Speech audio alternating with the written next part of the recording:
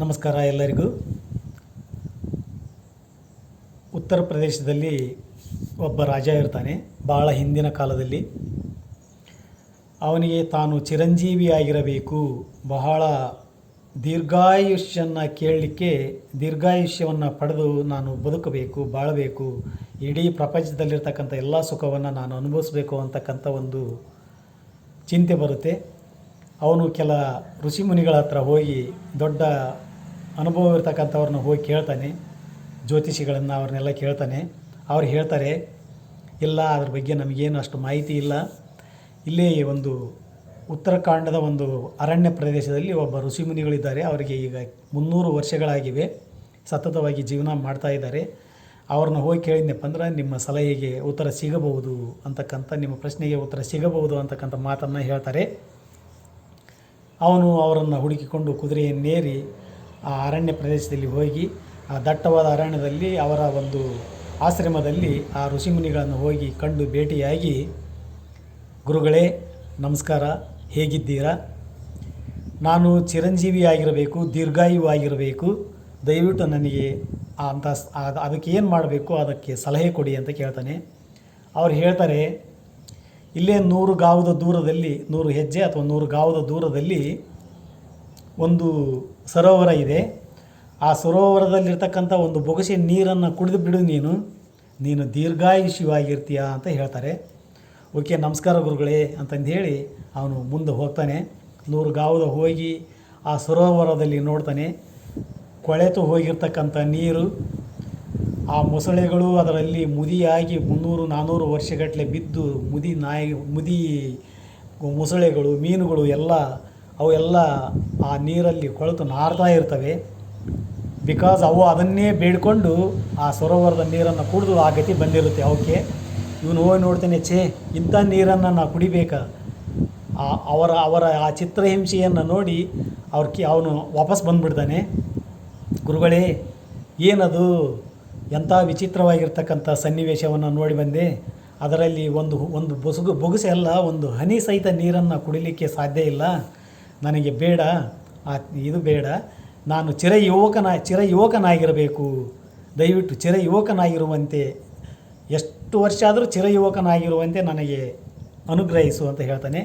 ಹಾಗೆ ಅವನು ಹೇಳ್ತಾನೆ, ಇಲ್ಲೇ ಒಂದು 100 ಗಾವದ ದೂರ ಈ ಕಡೆ ಹೋಗು, ಅಲ್ಲಿ ಒಂದು ಮಾವಿನ ಮರ ಸಿಗುತ್ತೆ, ಮಾವಿನ ತೋಟ ಸಿಗುತ್ತೆ. ಆ ತೋಟದಲ್ಲಿರ್ತಕ್ಕಂಥ ಒಂದು ಹಣ್ಣನ್ನು ತಿನ್ನು, ನೀನು ಚಿರಯೌವನಯುಕ್ತ ಮಾನವನಾಗಿ ಬಹಳ ಕಾಲ ಇರ್ತೀಯ ಅಂತ ಹೇಳ್ತಾರೆ. ಅಲ್ಲಿ ಹೋಗ್ತಾನೆ. ಅಲ್ಲಿ ಎಲ್ಲರೂ ಅವ್ರ ತಂದೆ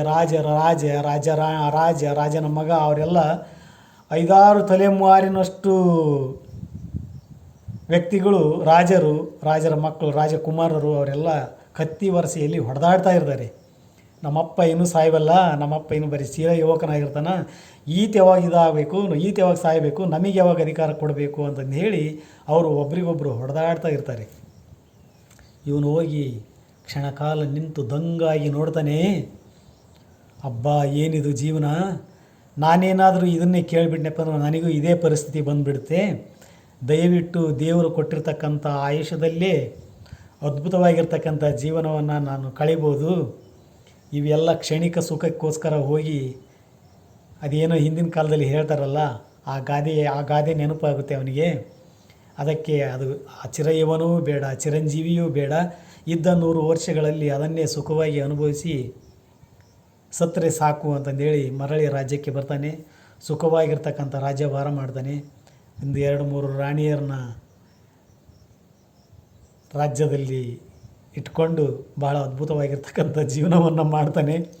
ಅದಕ್ಕೆ ಹೇಳೋದು ಏನಂದರೆ, ಮನುಷ್ಯನ ಬುದ್ಧಿ ಮತ್ತು ಮನಸ್ಸು 2 ಸ್ಥಿಮಿತದಲ್ಲಿದ್ದಾಗ ಈ ಯಾವ ಅವಘಡಗಳು ನಡೆಯೋದಿಲ್ಲ. ಮನುಷ್ಯ ಇದ್ದುದರಲ್ಲಿಯೇ ತೃಪ್ತಿಪಟ್ಟಾಗ, ನನಗೆ ಎಷ್ಟು ಬೇಕು, ನನ್ನ ಜೀವನಕ್ಕೆ ಎಷ್ಟು ಬೇಕು ಅಂತಕ್ಕಂಥದ್ದನ್ನು ತಾನು ತಿಳಿದುಕೊಂಡು ಅದನ್ನು ಪಡೆದು ಅದರಲ್ಲೇ ಜೀವನವನ್ನು ಮಾಡಿದರೆ ಭಾಳ ಉತ್ತಮವಾಗಿರ್ತಕ್ಕಂಥ ಜೀವನವನ್ನು ಮಾಡ್ಬೋದು. ನಾನು ಅಂಬಾನಿ ಆಗಬೇಕು, ಅದಾನಿ ಆಗಬೇಕು, ಹಾಗಾಗಬೇಕು, ಹೀಗಾಗಬೇಕು ಅಂದರೆ ಎಲ್ಲರೂ ಅವ್ರು ಆಗಲಿಕ್ಕೆ ಆಗೋದಿಲ್ಲ. ಅದು ಅವರವರ ಹಣೆ ಬರಹ. ಏನು ಪ್ರಪಂಚದಲ್ಲಿ ನಡೆಯಬೇಕೋ ಅದು ವಿಚಿತ್ರವಾದದ್ದಾಗಲಿ ಅಹಿತಕರ ಘಟನೆ ಆಗಲಿ ಅಥವಾ ಒಳ್ಳೆಯದಾಗಲಿ ಕೆಟ್ಟದ್ದಾಗಲಿ ಇಂಥದ್ದೇ ನಡಿಬೇಕು, ಇವ್ರ ಸಂಘವೇ ನಡೆಯಬೇಕು, ಹೀಗೇ ನಡಿಬೇಕು ಅಂತಂದು ಹಣೆ ಬರಹದಲ್ಲಿ ನಿಶ್ಚಿತವಾಗಿರ್ತಕ್ಕಂಥ ಒಂದು ದೈವ ಶಕ್ತಿ ಅದು. ಅದನ್ನು ಮೀರಿ ನಾವು ಏನು ಮಾಡಲಿಕ್ಕೆ ಚಾನ್ಸ್ ಇಲ್ಲ.